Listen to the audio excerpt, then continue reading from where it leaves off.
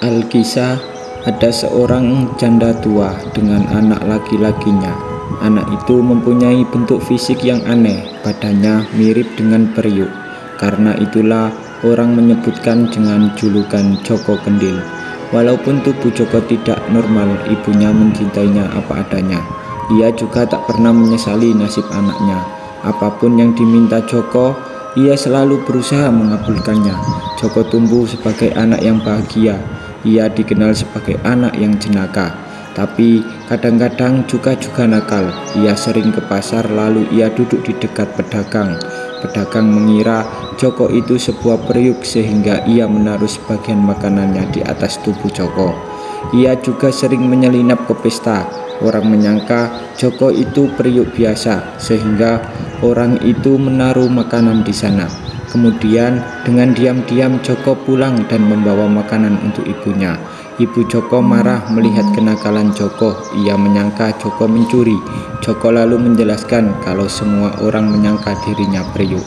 Ibunya pun tertawa mendengarnya. Ketika Joko tumbuh dewasa, tubuh Joko tetap mirip periuk. Tapi yang mengherankan, Joko justru meminta ibunya mencarikan istri untuknya. Tidak tanggung-tanggung Joko menginginkan putri raja sebagai istrinya. Tentu saja ibunya kaget sekali. Ingat Joko, kita ini orang miskin. Lagi pula, apakah kau tidak menyadari bentuk tubuhmu? Tanya ibunya. Jangan khawatir ibu, percayalah, semuanya akan baik-baik saja.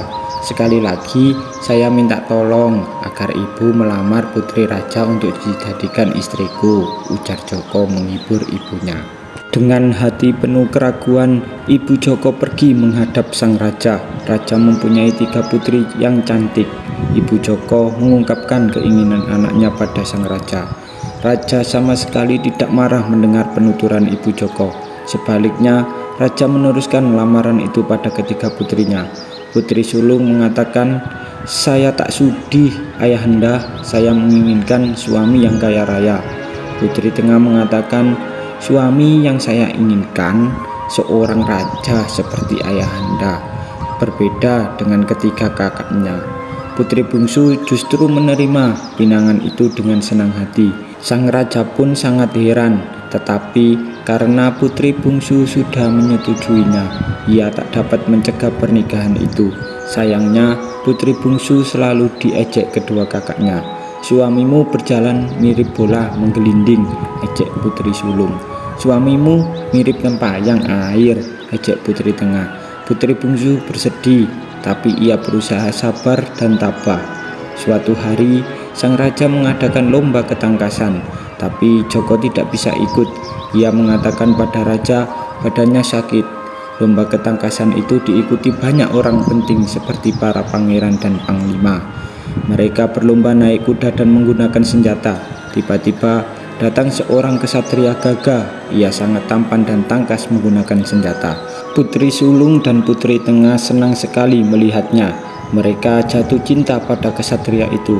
Ia kembali mengejek adiknya karena terburu-buru menikahi Joko Kendil.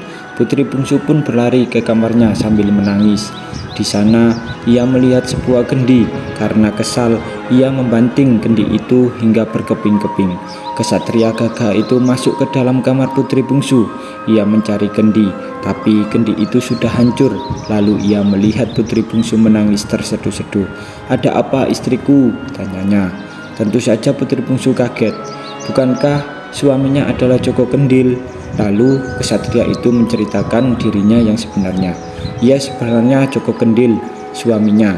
Ia selama ini harus memakai pakaian dalam bentuk kendi, tapi ia dapat kembali menjelma menjadi kesatria kalau seorang putri mau menikahi dengannya. Begitu tahu kalau kesatria tampan itu Joko Kendil, betapa menyesalnya putri sulung dan putri tengah. Sebaliknya dengan putri bungsu, ia menjadi sangat bahagia bersama Joko Kendil yang telah menjelma menjadi pria yang rupawan dan kesatria. Itulah sedikit kisah legenda Joko Kendil. Jangan lupa untuk tekan tombol like, komen, dan subscribe serta aktifkan loncengnya agar di setiap pemberitahuan di channel kami yang terbaru kalian semuanya mengetahuinya. Dan di sini saya membuka untuk request dari teman-teman. Jikalau ingin request tentang mengenai dongeng atau cerita, langsung saja komen di kolom komentar. Oke, dari kami assalamualaikum warahmatullahi wabarakatuh.